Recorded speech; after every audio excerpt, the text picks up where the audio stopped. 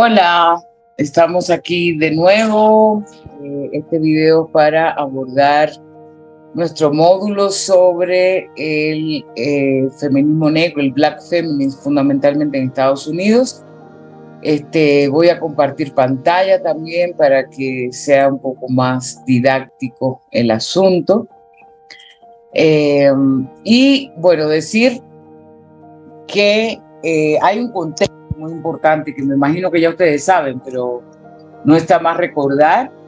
Este contexto donde surge el Black Feminism, pues sabemos que en Estados Unidos se dieron las leyes de Jim Crow, ¿no? Que eran las leyes de segregación, donde los negros no podían utilizar los mismos baños que los blancos, los mismos buses, etcétera. Y a partir de ahí empieza a conformarse lo que se llamó el nacionalismo negro, que era fundamentalmente una comunidad pensada que fuera una nación negra, en el sentido de que la gente negra constituía un pueblo con historia y destinos comunes también. Y ahí empieza a configurarse entonces lo que fue el movimiento por los derechos civiles. Y es importante recordar, digamos, algunos personajes claves, ¿no? Como Rosa Parks, esta que tenemos aquí, que me imagino que ustedes también conocen esta historia, y es que Rosa Parks, en esa segregación del transporte público, pues se niega a cederle el asiento a un hombre blanco, ¿no? Y eso genera entonces una serie de movilizaciones en Estados Unidos, particularmente en Alabama, pero no solamente en Alabama, y ahí se fortalece esto que empezó a denominarse el Movimiento por los Derechos Civiles. Es en 1964 que se aprueba esta ley por los derechos de la gente negra en Estados Unidos. Y bueno, también decir que en el 66 pues se crea el partido Black Panthers, ¿no? Las Panteras Negras, que fue también una organización nacionalista, socialista, revolucionaria. Aquí tenemos a Malcolm X, que fue uno de sus mayores exponentes.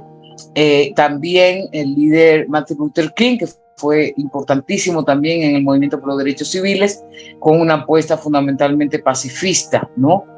Y entonces, en estos movimientos, pues las mujeres, y eso ha estado escrito, conformaban pues las 2/3 partes para los años 60 en estos movimientos, y ya para comienzos de los 70 pues empiezan ellas a colocar en este movimiento de los derechos civiles la igualdad de género sexual como una plataforma, digamos, del partido, del Black Panthers en este sentido. Además nace lo que fue la Asociación del Desarrollo de las Personas de Color, que fue una organización nacional, que también ahí muchas mujeres pues tuvieron una participación súper importante en la participación, además de la participación, como ya vimos, del movimiento feminista, de las que muchas venían.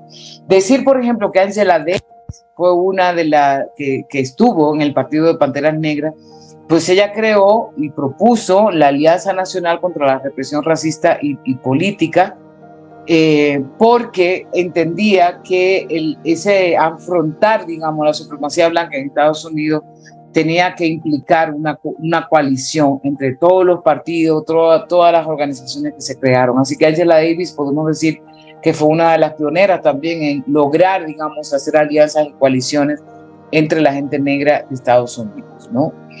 En ese contexto también, bueno, luego de la muerte de Martin Luther King, que conmocionó, digamos, no solamente a la gente negra, sino a todo el país, pues empezaron a a surgir, digamos, una serie de cuestiones. Por ejemplo, ya en los años 70, el Partido Republicano, pues con estos nuevos conservadores, pues empieza a fortalecerse, pero al mismo tiempo hay una cuestión interesante, y es que las mujeres negras empiezan a formular una serie de propuestas que no solamente era de discurso.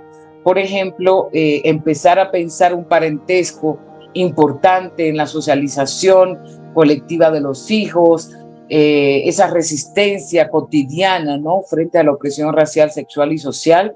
Por eso es muy importante el concepto de sister y brothers en Estados Unidos entre la gente negra, pensándose, digamos, en una familia mucho más amplia.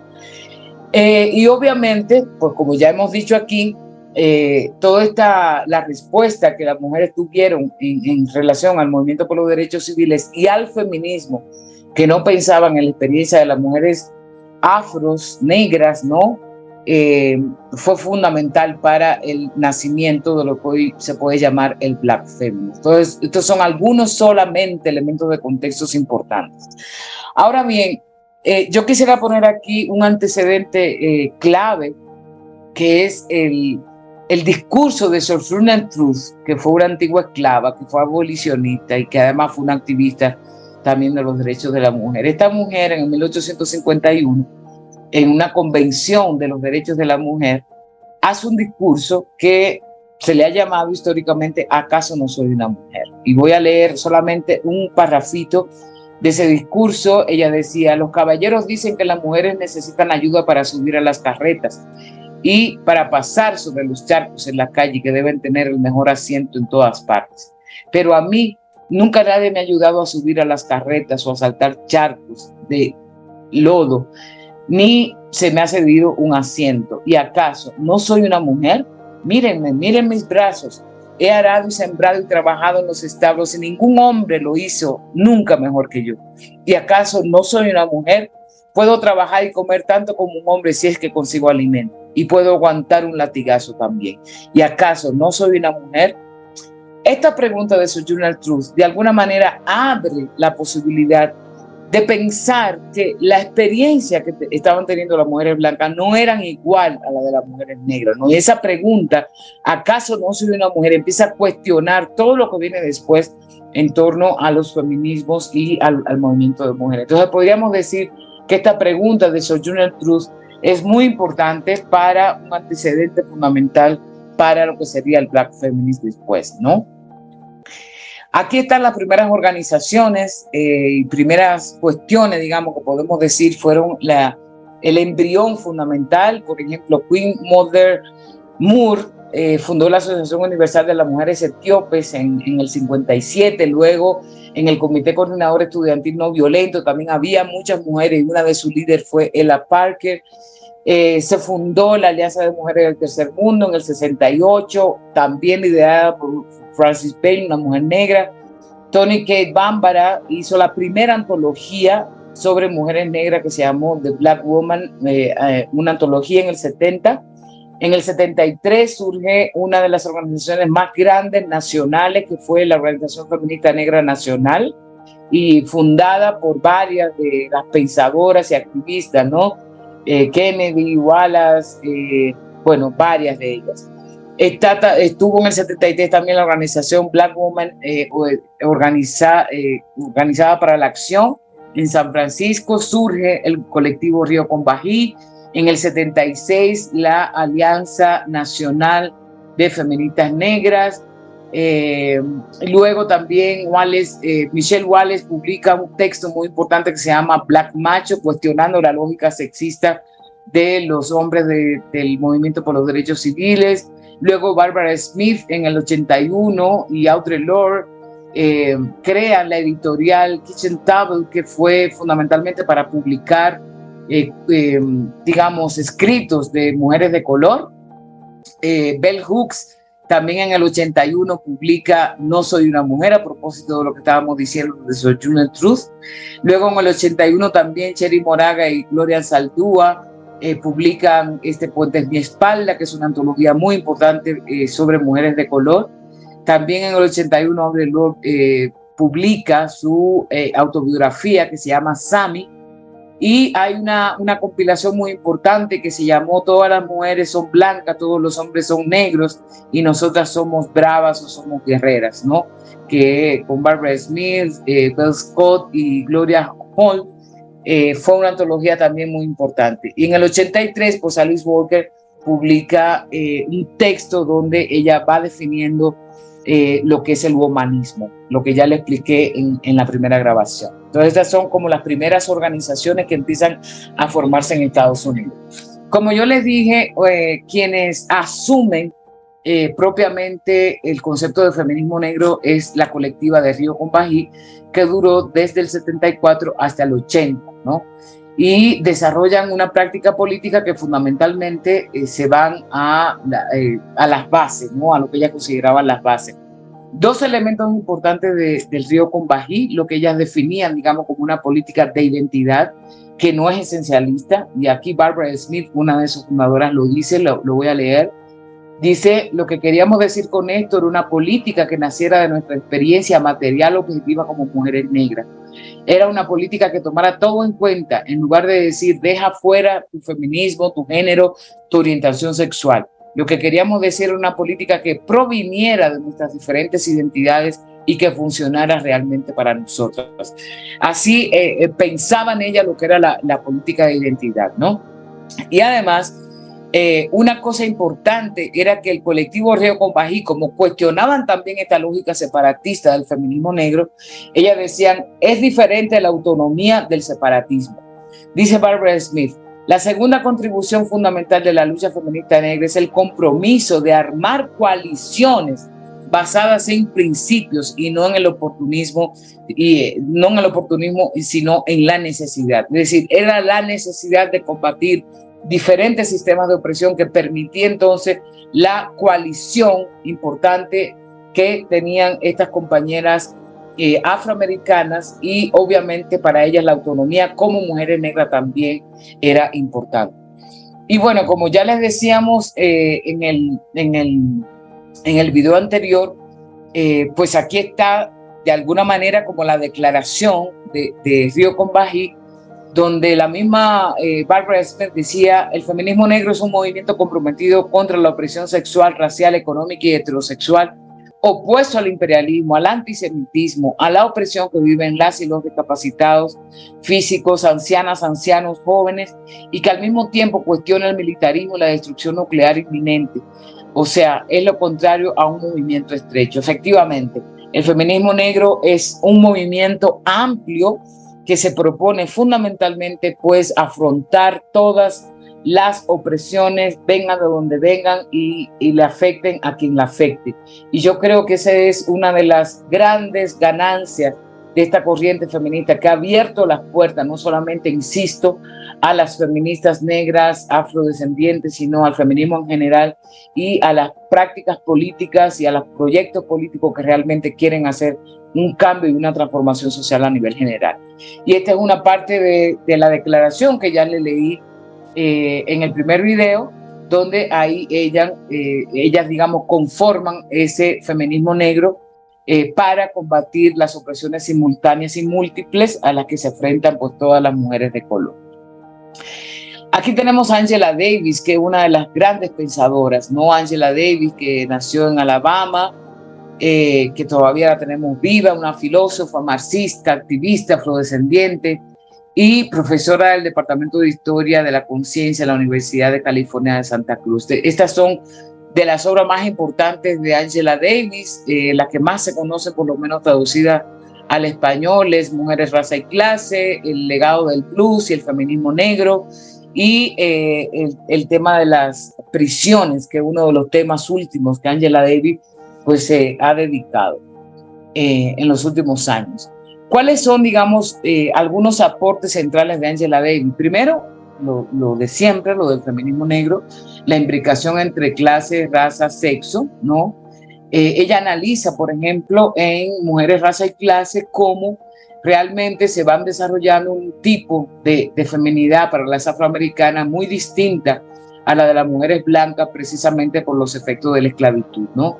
Analiza también cómo, por ejemplo, hay una representación de los hombres negros como violadores, que empieza también en el momento de la esclavitud, luego en el momento del movimiento por los derechos civiles, donde muchos negros, insisto, eran asesinado por el Ku Klux Klan, supuestamente acusado de violar mujeres blancas, y eso fue una representación, digamos, que se hizo en Estados Unidos. Decir también que un elemento clave que ella desarrolla aquí es cómo el movimiento de mujeres y feministas fue producto del movimiento abolicionista, una genealogía que en el feminismo blanco nunca se dice, porque las mujeres blancas lo que vieron fue que esta necesidad, digamos, de salir de la esclavitud le podía servir a ellas y hacían un símil, digamos que ellas también eran esclavas, en este caso, esclavas en el hogar, ¿no? Entonces, esto es una genealogía importante que Angela Davis dice aquí. El otro es el tema de la música, que a mí particularmente me parece una cuestión fascinante, ¿no? Cómo ella analiza, por ejemplo, el blues.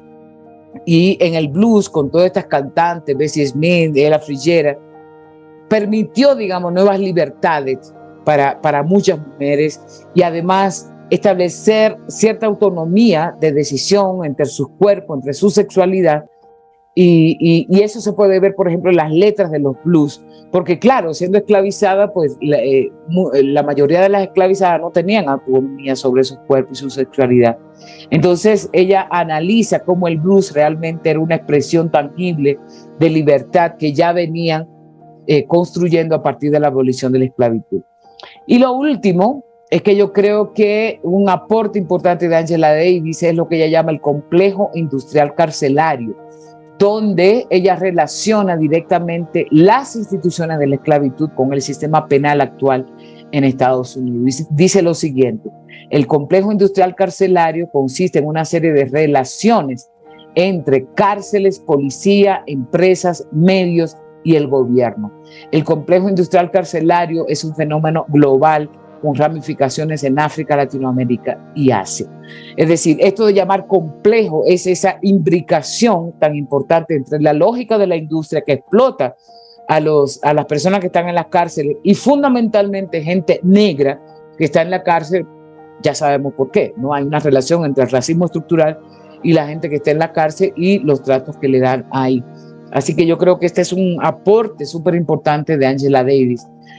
Y para ella, como para todas las feministas negras, el feminismo es una estrategia, no solo para superar la opresión de género, sino también el racismo, el fascismo y la explotación económica. Ahí está el centro, digamos, de estas pensadoras del Black Feminism, que van a repetir en sus análisis a partir, digamos, de diversos temas que van asumiendo, ¿no?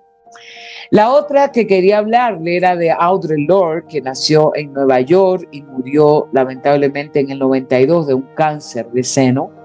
Una escritora afroamericana, feminista, lesbiana, activista por los derechos civiles y también poeta. Estas son parte de sus obras, no la voy a leer. La que hemos conocido más son dos de este lado del mundo. Una es Sami, donde ella hace una biografía, y también Sister Outsider, que en español se ha traducido como Mi hermana a la extranjera, ¿no? Que son una serie de ensayos que ella hace. Algunas cosas, ella también escribió sobre el cáncer, ¿no? Los diarios de cáncer también nos llegaron traducidos al español. Y bueno, todas estas obras son súper importantes de Audre Lorde. ¿Cuáles son sus aportes importantes? También, como las otras, dice el racismo, el clasismo y el sexismo y la homofobia son 4 tipos de ceguera nacidos de la misma raíz. Esto es muy importante, ¿no? Porque hay una cuestión de cómo se explica el racismo, el clasismo, el sexismo. Ella dice, hay una misma raíz y es esa imposibilidad de reconocer el concepto de diferencia en tanto fuerza humana dinámica. El concepto de diferencia en Audre Lorde va a ser muy importante. Y bueno, aquí hay 3 de las frases maravillosas de Audre Lorde. Una de ellas: las herramientas del amo nunca desmontarán la casa del amo, que ya yo lo expliqué en el primer video. Tu silencio no te protegerá. Eso es un llamado, digamos, a que todas las personas afectadas por violencia lo hablen, lo denuncien. Y también lo erótico como poder. Ahí ella lo que rescata fundamentalmente es el erotismo como una posibilidad de libertad, también que ella desarrolla en su texto Mi hermana a la extranjera. Entonces, esas son algunas cuestiones y aquí le traigo un poema de Audre Lorde que a mí me parece maravilloso. Se llama ¿Quién dijo que era simple? Dice: tenía tantas raíces el árbol de la rabia que a veces las ramas se quiebran antes de dar frutos. Sentadas en Nedix, las mujeres se reúnen antes de marchar, hablando de las problemáticas muchachas que contratan para quedar libres. Un empleado casi blanco posterga a un hermano que espera para atenderlas primero, y las damas no advierten ni rechazan los placeres más sutiles de su esclavitud. Pero yo, que estoy limitada por mi espejo, además de por mi cama, veo causas en el dolor, además de en el sexo. Y me siento aquí preguntándome cuál de mis yo sobrevivirá a todas esas liberaciones. Con este poema, lo que Audre Lorde llama la atención es otra vez a pensar no solamente en cuestiones del sexo o del género, sino también la cuestión del racismo, y viendo cómo esas damas blancas, ¿no? Se aprovechan de los privilegios de blanca, y también cómo el que atiende en la cafetería de Nedix hace lo mismo con ellos. Entonces, este es un poema que abre también para analizar la propuesta del Black Feminism en Estados Unidos. La otra pensadora importante, Bell Hooks, ¿no? Que también la perdimos en el año pasado, filósofa, activista, ensayista y docente. Estas son algunas de sus obras, ¿no? Una de ellas, la primera, fue Soy una mujer, Black Woman and Feminist, la teoría feminista del margen al centro, y la otra, Feminismo es para todo el mundo. Estas son, digamos, de las obras que nos han llegado traducidas. Hay otras, pero esas son como las más importantes de Bell Hooks. Algunos aportes importantes, primero, como hicieron todas, pues una crítica al feminismo blanco y clase mediero, como por ejemplo ella analiza cómo la gente afro se convierte en otredad, ¿no? Y se ha convertido en mercancía, cómo esa parte de la etnicidad se ha convertido en un plato, dice ella, de la cultura dominante, y lo desarrolla en un texto que se llama Devorar el otro. Como para ella la educación debe ser una teoría y práctica para la liberación. Aquí tuvo muchísima influencia, que ya reconoce, de Pablo Freire. La otra es el sujeto del feminismo. Ella dice el feminismo tiene que ser para todo el mundo, incluyendo para los hombres, un debate que todavía está hoy en el feminismo. También critica esa lógica de la institucionalización del feminismo que solamente se limita a la academia, por ejemplo. Reconoce la importancia de las lesbianas y el feminismo, como ella dice que como las lesbianas han sido como vanguardia del feminismo en abrir otros debates importantes. Y además esta cuestión de la imbricación, ¿no? El capitalismo, el sistema político y económico se sostiene con base en general a la opresión y el empobrecimiento de las personas negras. Son de los grandes aportes que Bell Hooks, a través de todos sus textos, pues ha colocado como elementos importantes.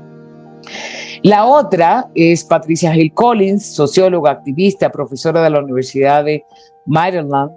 Aquí están sus obras más importantes, pero tal vez yo diría que la obra más importante de Patricia Hill Collins es lo que ella desarrolló como el pensamiento feminista negro, conocimientos, la conciencia y la política del empoderamiento, que nos ha servido muchísimo para entender, digamos, los postulados fundamentales del Black Feminism, ¿no? Aportes principales, bueno, lo que ya venimos diciendo, el patriarcado es diferente para las mujeres afroamericanas, porque habría que considerar otras dimensiones, que no solamente la cuestión del sexo, sino económica, política, ideológica. Ella habla de unos rasgos distintivos de esto que se llama el Black Feminism o del feminismo negro, la experiencia y la conciencia, las conexiones y una colectividad heterogénea, las contribuciones de las intelectuales afroamericanas, la necesidad del cambio y fundamentalmente la justicia social. Es decir, el proyecto del Black Feminism es la justicia social para todas las personas que no la han tenido históricamente. Y como yo también les expliqué, pues ella habla de matriz de dominación, es decir, esta imbricación de los sistemas de dominación, ella le habla matriz de dominación. Ahora, hay algunos elementos claves que yo creo que ella aporta, y es que esta matriz de dominación se podría ver, por ejemplo, en elementos estructurales, como las leyes y las políticas institucionales del Estado, de la academia, es decir, en las mismas leyes, cómo hay lógicas racistas, economicistas, sexistas, etcétera. También en aspectos disciplinarios, ¿no? En esas lógicas de las técnicas de vigilancia, como la policía, en jerarquías burocráticas que siempre hacen a la gente negra, digamos, no alcanzar una serie de objetivos burocráticos precisamente por ese racismo, sexismo, economicismo, etcétera. Y también las ideologías, ¿no? Las ideas, cómo se van conformando una serie de ideas para sostener estos sistemas de opresión. Y finalmente, lo que ella llama aspectos interpersonales, como también entre la gente, ¿no? Se puede ver esa matriz de opresión de clase, de raza, de sexo y sexualidad. Para mí uno de los aportes principales de Patricia Hill Collins es Matriz de Dominación. A mí me gusta mucho por esta posibilidad de poder etnografiar, ¿no?, estos elementos que ella dice, tanto estructurales como también interpersonales. Bueno, otra que está de moda últimamente es Kimberly Crenshaw. Ella es la que propone la interseccionalidad, una académica, una teórica crítica de la raza, profesora de la Facultad de Derecho de la Universidad de California en Los Ángeles y también de la Facultad de Derecho de la Universidad de Columbia. El aporte fundamental de Kimberly Crenshaw pues ha sido el tema de la interseccionalidad y obviamente colocar una teoría crítica de la raza, ¿no?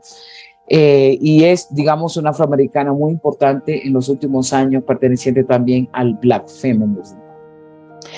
Entonces, viéndolo todo así, hay, digamos, tres conceptos que son claves en el Black Feminism de Estados Unidos, que es la simultaneidad de opresiones o el eslabonamiento de opresiones que propone el colectivo Río con Bají, matriz de opresión que lo propone Patricia Hill Collins e interseccionalidad que lo propone Kimberly Crenshaw. Vamos rápidamente a repasar, ya hemos visto la propuesta de Río con Bají, que es el de simultaneidad de opresiones, cuando dicen que el feminismo negro es el lógico movimiento que para combatir las opresiones simultáneas y múltiples, ¿no?